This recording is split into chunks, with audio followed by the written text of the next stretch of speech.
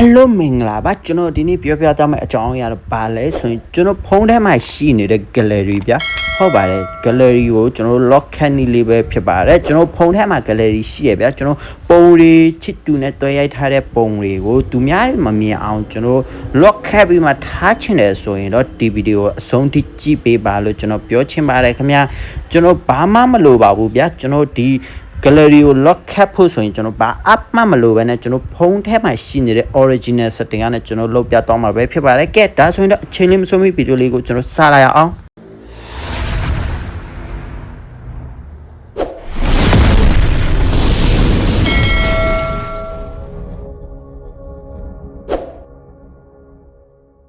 ကဲဒါဆိုရင်တော့ကျွန်တော်ပထမဆုံးအနေနဲ့ setting ဝင်လိုက်မယ်ဗျာ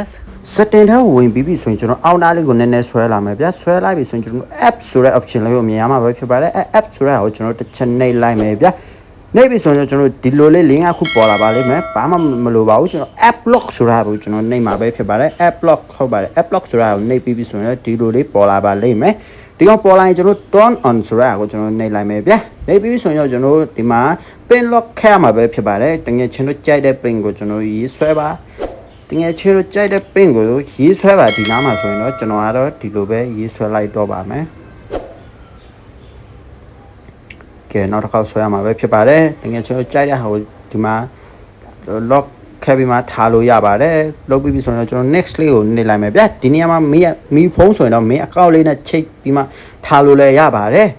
တကယ်ချေကျွန်တော်ကတော့လောလောဆယ်မချိတ်ပါဘူးကျွန်တော် not now ပဲကျွန်တော်နှိပ်လိုက်မှာပဲဖြစ်ပါတယ်ကဲ not now ဆိုတဲ့ဟာလေးကိုကျွန်တော်4စက္ကန့်လောက်စောင့်လိုက်ပါမယ်ဗျာဒါဆိုရင်ရပါပြီ not now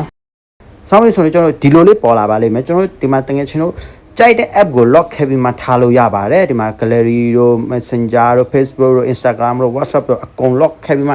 ဒီနေရာမှာထားလို့ရပါတယ်ဗျာကျွန်တော်ဒီမှာတော့ use app ကိုကျွန်တော်နှိပ်လိုက်မယ်ဒီမှာ fingerprint နဲ့ဖွင့်လို့ရအောင်လုပ်လို့ရပါတယ်ဗျာတကယ်ချင်းတို့ဖုန်းမှာ fingerprint ပါရင် fingerprint နဲ့လည်းဖွင့်လို့ရပါတယ်ဒီနေရာမှာဆိုရင်ကျွန်တော် app တွေအများကြီးပေါ်လာပါလိမ့်မယ်တကယ်ချင်းတို့ကြိုက်တဲ့ app ကိုဗျာကြိုက်တယ်လို့ lock ခဲ့ပြီးမှထားလို့ရတာပဲဖြစ်ပါတယ်အရင်ကမိုက်ပါတယ်ဟုတ်ပါတယ်ဒီမှာ gallery ဆိုတာကိုကျွန်တော် lock နှိပ်လိုက်မယ်ကဲဒါဆိုရင်ကျွန်တော်တကယ်ချင်းတို့ကိုတစ်ချက်ပြကြည့်လိုက်မယ်ဗျာနော်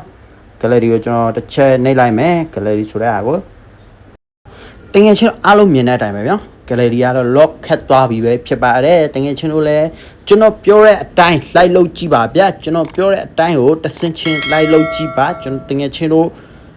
gallery ကလည်း lock ခတ်သွားမှာပဲဖြစ်ပါတယ်ကဲဗီဒီယိုကြိုက်တယ်ဆိုရင်တော့ like and share လေးနဲ့ကူညီပေးကြပါလို့ပြောချင်ပါတယ်ခင်ဗျာကျွန်တော်ရဲ့ channel လေးကို subscribe မလုပ်ရသေးဘူးဆိုရင်လည်း subscribe လေးလုပ်ပြီးကျွန်တော်ကိုကူညီကြပါလို့ပြောချင်ပါတယ်အားလုံးပဲကြားမှာပါစေဗျာ